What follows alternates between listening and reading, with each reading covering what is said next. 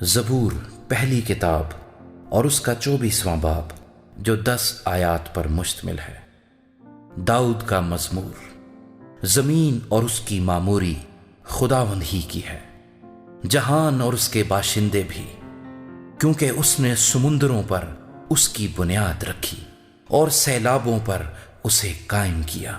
خداوند کے پہاڑ پر کون چڑھے گا اور اس کے مقدس مقام پر کون کھڑا ہوگا؟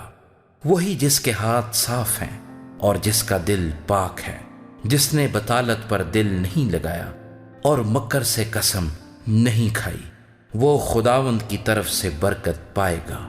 ہاں، اپنے نجات دینے والے خدا کی طرف سے صداقت، یہی اس کے طالبوں کی پشت ہے۔ یہی تیرے دیدار کے خواہاں ہیں، یعنی یعقوب۔ اے پھاٹکو، اپنے سر بلند کرو، اے ابدی دروازو اونچے ہو جاؤ، اور جلال کا بادشاہ داخل ہوگا۔ یہ جلال کا بادشاہ کون ہے؟ خداوند جو قوی اور قادر ہے، خداوند جو جنگ میں زوراور ہے۔